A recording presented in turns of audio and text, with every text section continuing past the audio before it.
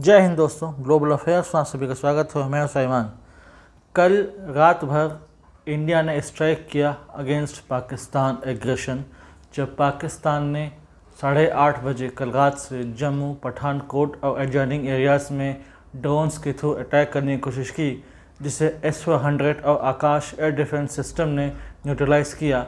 उसके बाद बढ़ते बढ़ते ये एस्केलेशन इतना आगे बढ़ गया कि फिर भारत को अपना जो पोस्चर है वो और एग्रेसिव करना पड़ा, जिसमें फिर लाहौर, सियालकोट, फैसलाबाद, रावलपिंडी, कराची, इस्लामाबाद ये सभी भारत के टारगेट पर थे और कल भारत ने अपना एयर डोमिनेंस दिखाया। बहुत भारी नुकसान हुआ है पाकिस्तान को इस अटैक के बाद से। उनके कई शहरों के infrastructure, civil infrastructure, military infrastructure, उन सभी को नुकसान पहुंचा है। कराची पोर्ट की अगर बात करें तो INS विक्रांत एक्टिव हुआ और INS विक्रांत ने काफ़ी हद तक कराची पोर्ट को तबाह कर दिया है। इसकी इमेजेस अभी पब्लिक नहीं हुई, लेकिन बहुत जल्दी ये इमेज पब्लिक डोमेन में आ जाएंगी। यानी कि बहुत बड़ा नुकसान पाकिस्तान झेल रहा है अपने एक गलत डिसीजन के कारण। उसे एस्केलेशन चाहिए था, उसे वॉर एस्केलेशन चाहिए था। ऐसा बताया जा रहा है कि Pakistani military wants to have a war with India, यानी कि ये देश चाहता है वॉर, इसीलिए अब वो भीख मांग रहा है अक्रॉस द ग्लोब। उनके मिनिस्ट्री ऑफ फाइनेंस में इकोनॉमिक अफेयर्स डिवीज़न ने ये पब्लिकली कहा कि we appeal to the international partners and donors कि वो हमें पैसा दें ताकि हम वॉर को सस्टेन कर सकें। उन्होंने डायरेक्टली नहीं कहा, उन्होंने कहा कि उन्हें नुकसान हुआ है क्योंकि भारत ने हमला किया है। उनके स्टॉक मार्केट की हालत ख़राब है। आज कराची स्टॉक एक्सचेंज बंद है, वो खुला नहीं है। वैसे भी हैवी लॉस हुआ है कराची स्टॉक एक्सचेंज में। इनके बहुत बुरा गिरा है कराची स्टॉक एक्सचेंज। जब से पहलगाम अटैक हुआ है तब से Karachi stock exchange badly perform कर रहा है और अब इन्हें चाहिए सहायता, अब इन्हें चाहिए हमले के लिए और फंड्स और फाइनेंस, ताकि ये और इसको एस्केलेट कर सके। इन्हें रुकना नहीं है, इन्हें कंक्लूड नहीं करना, इन्हें अपनी गलती नहीं मानना। वार को ये नेक्स्ट लेवल पर ले जाना चाहते हैं। कल भारत की स्ट्राइक इतनी हार्ड थी और इतनी लीथल थी कि पाक PM को बंकर में छुपना पड़ा। यहाँ तक कि मसूद अजहर और हाफिज सईद, इन्हें भी बंकर में छुपाया गया। बताया जा रहा है कि इनकी लोकेशंस को बार बार बदला जा रहा है कि कहीं ये भारत के अटैक में ना आ जाए, कि भारतीय अटैक की स्कैनर में ना आ जाएं और मारे ना जाएं। यानी कि भारत के हमले का डर पाकिस्तान में अभी भी है। और एक न्यूज़ और आई है कि आज फिर स्ट्राइक किया गया है within Pakistan. Okara cantonment area में स्ट्राइक हुआ है एक ड्रोन के थ्रू, यानी कि अब ये एस्केलेशन बढ़ने वाला है। भारत ने जब ऑपरेशन सिंदूर लॉन्च किया तो उन्होंने 9 लोकेशंस आइडेंटिफाई किए थे और साफ साफ कहा था कि हमारा टारगेट सिर्फ टेरर हाइडआउट्स, लॉन्च पैड्स हैं, उनके इंडोक्ट्रिनेशन सेंटर्स हैं जहां पर आतंक की फैक्ट्री तैयार होती है। उन्होंने कभी ये नहीं कहा कि हमें सिविलियंस को मारना है या हमें पाकिस्तान से युद्ध करना है, लेकिन पाकिस्तान को लगा कि आतंकियों का मरना तो बहुत गलत है। उनको सेफ कवर देने के लिए, उनको सेफ हेवन देने के लिए आज भी पाक आर्मी भारत से लड़ने को तैयार है, जबकि इनके फाइनेंशियल कंडीशन बहुत ख़राब है। एक अच्छी खबर ये आई कि भारत के स्ट्राइक में रऊफ़ अज़हर, जो कि IC-814 प्लेन हाईजैक का मास्टरमाइंड था और ये मसूद अज़हर का भाई था, उसे छोड़ना पड़ा था, मसूद अज़हर को छोड़ना पड़ा था भारत को इसके कारण, और इस अटैक में रऊफ़ अज़हर मारा गया। हम सभी ने देखा, अक्रॉस द ग्लोब हर देश ने देखा कि किस प्रकार से उन्हें राजकीय सम्मान दिया गया। इन आतंकवादियों को उनके लास्ट फ्यूनरल्स में स्टेट ऑनर की तरह उन्हें इतना सम्मान दिया गया, मानो वो कोई शूरवीर हों, बहुत बड़े कोई नेशनल हीरोज़ हों। तो पाकिस्तान की ये माइंडसेट है कि आतंकवाद को फैलाओ और उसके लिए अगर फाइनेंस कम पड़े तो वे बेशर्मी से फिर पैसे ही मांग लो अक्रॉस द ग्लोब, ये कहकर कि हमारे पास पैसे नहीं है और एनिमी ने हम पर अटैक किया है। इन सभी हरकतों से पाकिस्तान का नुकसान होना है, उसकी इकॉनमी ही बैठ जाएगी। इकॉनमी की हालत वैसे खस्ता हाल है।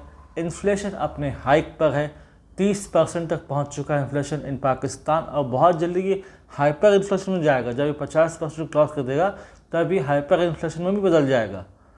इनका फॉरेक्स रिजर्व सिर्फ 1 महीने तक का बचा हुआ है, 1 महीने का डेप्ट सर्विस कर सकता है, बहुत कम बचा हुआ है और उन्हें अब भीख चाहिए और उन्हें लड़ना है। अजय पाल सिंह मंगा जो कि चेयरमैन हैं वर्ल्ड बैंक ग्रुप के, उन्होंने प्राइम मिनिस्टर मोदी से मुलाकात की और उन्होंने कहा कि उन्हें इंडस वाटर ट्रीटी से भारत के पुल आउट होने पर कुछ नहीं कहना, यानी कि यहाँ पर भी बहुत बड़ी चोट लगी है पाकिस्तान को कि कैसे डिप्लोमेटिकली वो आइसोलेट होता जा रहा है और कोई भी देश उसके साथ आने को तैयार नहीं है।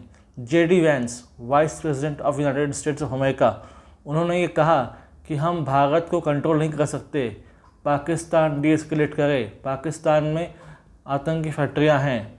पेंटागन के एक फार्मर ऑफिसर ने भी बात कही कि हाँ, पाकिस्तान पालता पोसता है आतंकियों को। तो पाकिस्तान के लिए बहुत शर्म की बात है, ग्लोबली उसकी शेमिंग हो गई है, नेमिंग शेमिंग हो गई है, तो उसे समझना चाहिए। और आज वो ऐसे जंक्शन पर है तो उसे लड़ना है। ये तक सुनने में आ रहा था कि उनके आर्मी का मोराल इतना नीचे गिर चुका है कि उन्हें मौलवियों की ज़रूरत पड़ रही है कि वो उनको बूस्ट कर सकें, उनके फौजियों को बूस्ट कर सकें कि वो लड़ सकें फ्रंट पर आके।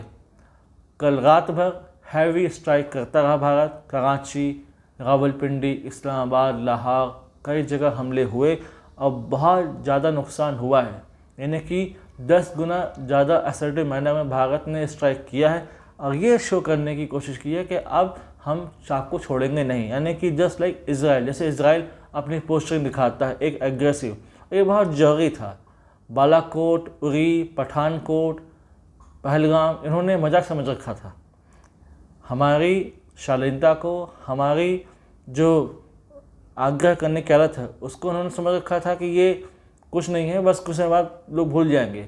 तो बहुत ज़रूरी था कि एग्रेसिव पोस्टर दिखाकर इनको बताएं कि ऐसा नहीं है, आपको झेलना पड़ेगा। हालांकि Vikram Misri, honourable foreign secretary, ने कहा कि यदि पाकिस्तान डीएस्केलेशन करता है तो हम भी रुक जाएंगे, हम भी फर्दर एस्केलेट नहीं करेंगे। लेकिन पाकिस्तान ने एस्केलेशन किया। कल रात 8:30 से उसने एस्केलेशन करना शुरू किया। इंडिया के अलग अलग लोकेशंस में अटैक करने की कोशिश करी, जालंधर, अमृतसर, पठानकोट, जम्मू, इन सब जगह अटैक करने की कोशिश की। तो फिर भारत ने भी अटैक किया और हमारे अटैक सक्सेसफुल रहे, B it Lahore, B it Faisalabad, B it Sargodha, B it Rawalpindi, B it Islamabad. वहाँ उनका missile defence system, air defence system पूरी तरीके से तबाह हो गया, फेल हो गया। HQ-9 एयर डिफेंस सिस्टम जो कि चाइना ने बनाया था, just like a copy of S-400, वो फेल हो गया और उससे एक्सपोज भी हो गया किस प्रकार से चाइनीज़ कॉपी काम करती है और कैसे ये बिल्कुल इनफेक्टिव है, बिल्कुल हम इस पर भरोसा नहीं कर सकते। और S-400 ने अपना जो मेटल है वो शो किया कि कैसे वॉर टाइम में इफेक्टिव रिजल्ट देता है। हालांकि ये इंटीग्रेटेड था with Akash air defence system, तो दोनों ने अच्छा काम किया। मल्टीपल ड्रोन्स को गिराया, जेट्स को गिराया, JF-17 हो, F-16 हो, उनके जेट्स को गिराया और एक पाकिस्तानी पायलट पकड़ा गया है, ऐसी न्यूज़ है। यानी कि काफ़ी कुछ सफलता भारतीय आर्म्ड फोर्सेस को मिली है और INS विक्रांत के आने के बाद से एडेड एडवांटेज मिला आर्म्ड फोर्सेस को। अब हो सकता है कि यदि पाकिस्तान को सद्बुद्धि आ जाए कि मुझे रुक जाना चाहिए तो शायद एस्केलेशन ना हो, लेकिन अभी भी with in the circle of army इन पाकिस्तान ऐसा कहा जा रहा है कि उन्हें रुकना नहीं, वो और चाहते हैं। सिविल गवर्नमेंट पर प्रेशर है आर्मी का कि हमें 5वां युद्ध करना है, पाकिस्तान को 5वां युद्ध करना है अगेंस्ट इंडिया। इसलिए मजबूरी में सिविलियन गवर्नमेंट को कहना पड़ रहा है कि we are ready for war. और इस वक्त हालत ख़राब है, इनके पास गोला बारूद नहीं है, इनके पास हथियार नहीं है कि ये लंबी लड़ाई लड़ सके अगेंस्ट इंडिया।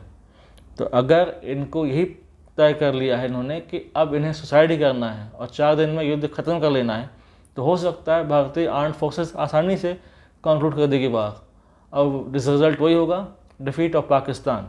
और इस बार पाकिस्तान को विद इन होम चैलेंज है। बलूचिस्तान में बलोच विद्रोहियों ने, बलोच फ्रीडम फाइटर्स ने हमला किया है।